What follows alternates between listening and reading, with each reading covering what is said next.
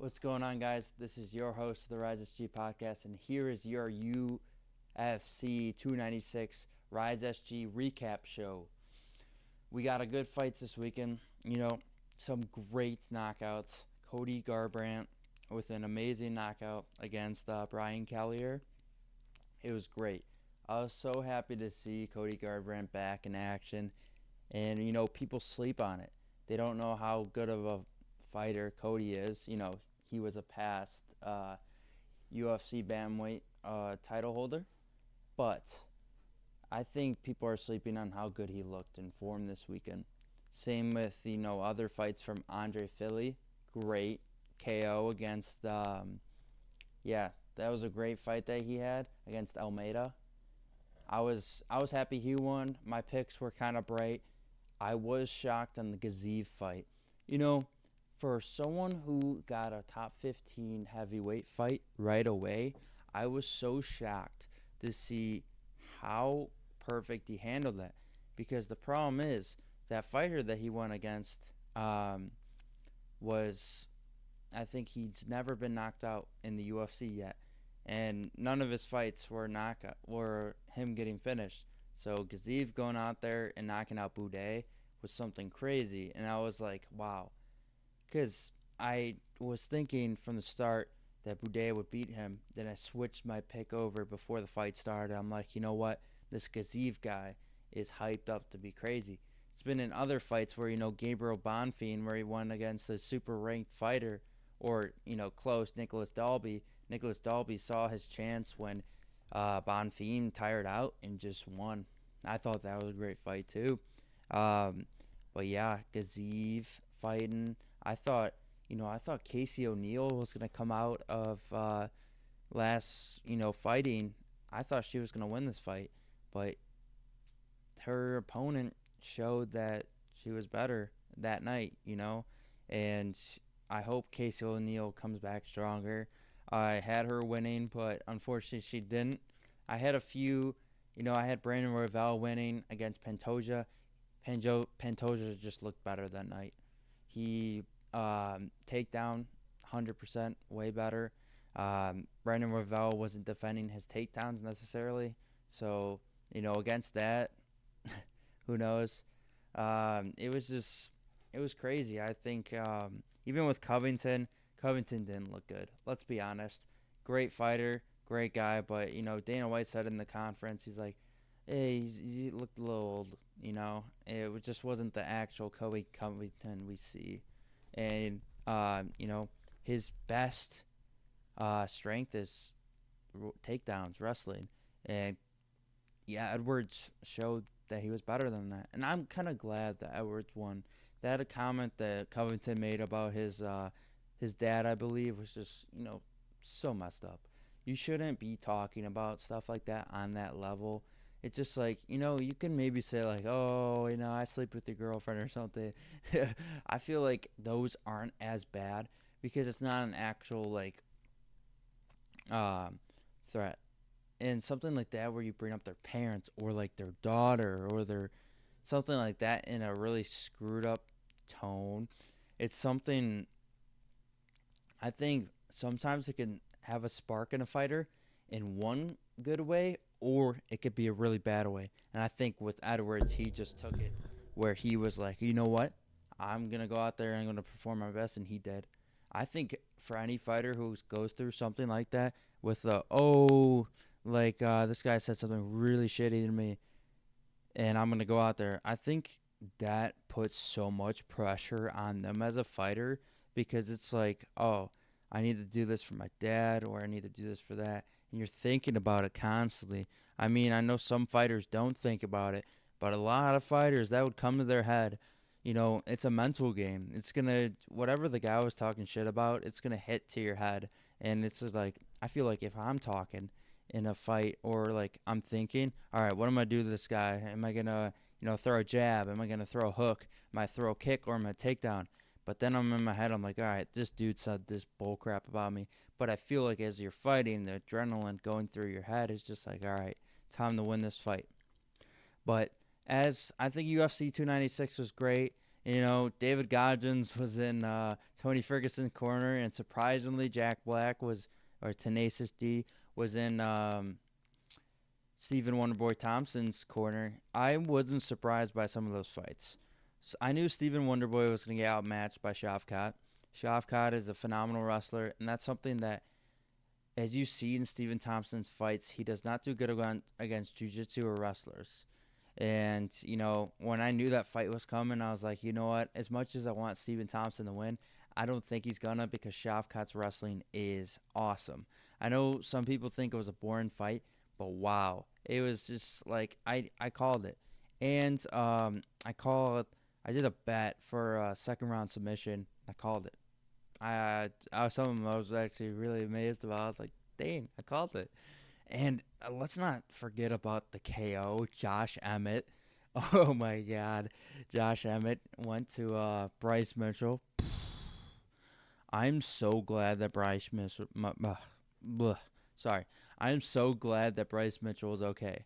Like, seriously, I thought it was great seeing him talk about it in the video, like yesterday or the day before. I'm so glad he's okay. But that punch Josh Emmett delivered, wow. I'm so glad that he stepped away after he knocked out. I think any fighter, as if you knock him out that hard, hey, you need to step away, because if you do a little more damage or do that, the hits, the 1, 2, 3 taps to the head, I think that just does way much more. And you need to. I'm glad Bryce Mitchell did not get that hurt, because he talked about it. He said he's fine. But he said he's so glad that Josh Emmett didn't do more, because he think it would have been worse. And I agree. I think it would be. And I'm just glad he's okay. Josh Emmett, it was proving to everybody that he was a killer. Don't get me wrong. I was so happy to see Josh Emmett win. But that little time, wow, just knocked him out.